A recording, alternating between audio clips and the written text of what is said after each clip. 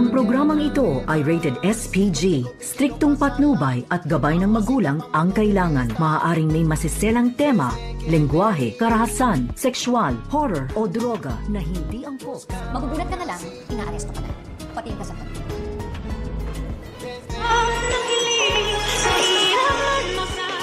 Narito na nga ang ating pakabangan ngayong Biyernes sa abot kamay na pangarap.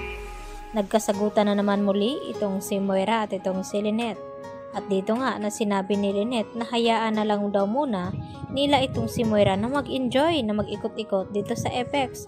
Baka ito na nga ang huling sandali na maka-enjoy itong si Moira dahil makukulong na nga ito. At sumagot naman itong si Moira dito sa sinabi ni Lynette na may ebidensya ba daw siya upang mapatunayan na makulong daw itong si Moira. At dito naman na sinabi ni Lynette kay Moira na bakit daw niya sasabihin at magugulat na lamang daw itong si Moira na may dadampot na lang sa kanya ng mga pulis pati itong kanyang kasabwat. At dahil sa bagong ang ebidensya na nakuha dito ni Giselle, ay siguraduhin ni Giselle na hindi na daw makakaalpas itong si Moira.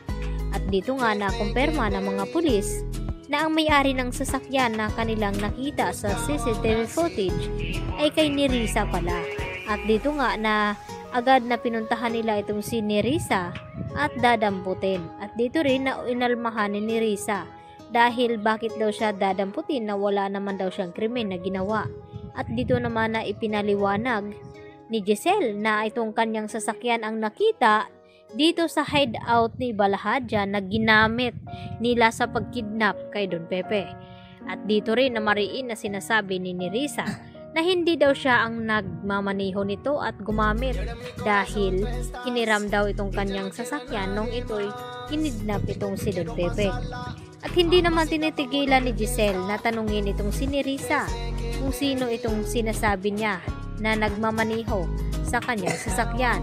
At wala nang nagawa itong si Nerissa kundi ilaglag itong si Moira dahil nasa kaligitnaan na nga na naipit itong si Nerissa na baka siya raw ay makulong, lalo pat sinabi ni Moira sa kanya na kapag nagkalaglagan ay damay na daw dito itong si Nerissa. At dito naman nauunahan na nga niya itong si Moira nang sa ganon ay hindi nga siya makukulong sa nangyaring kidnapping dito nga kay Don Pepe.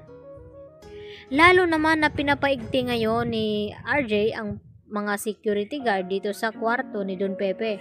Simula nung nalaman nila na nakapasok pala sa loob itong si Moira. At dito na inaalam na rin ni RJ kung sino nga ang mga tauhan na kasabwat dito ni Moira sa loob ng Apex Hospital dahil may nagagawa nga sa kanyang pera. At baka sinuhulan ito na makapasok itong si Moira sa loob na hindi namamalaya ng security guard. Lalo pa ngayon na may pinadala nga na tauhan itong si Kinito at ito na nga si Froilan kung saan ay kakilala din ito ni Don Pepe. At yun ang nagiging silbi na tagapagbantay dito ni Don Pepe sa loob. Buti na lamang ay naagapan agad ng nurse na nagawa ngang i-off dito ni Moira itong ventilation kung saan ay malalaman nila na may nangyayari bang hindi maganda sa loob ng kwarto ni Don Pepe. Kaya naman rumisbak naman itong si Moira dahil sa ginawa ni Lynette na pinahiya itong si Moira. Kaya nang nabalitaan niya na maglalunch nga itong si Giselle at itong si Justin at Annalyn, dito naman na gumawa ng plano itong si Moira at paglalaruan daw niya itong mga kanyang kaaway. Kaya inuna na niya na magpadala ng regalo at ibigay dito nga kay Justin. At nagulat itong si Justin nang may regalo din na dumating na para kay Lynette at para kay Annalyn. At ipinangalan nga dito kay Justin as bakit ganun daw ang nakasulat. Kaya dito na yan maiintindihan ni Lynette na kagagawan nga iyon lahat ni Moira.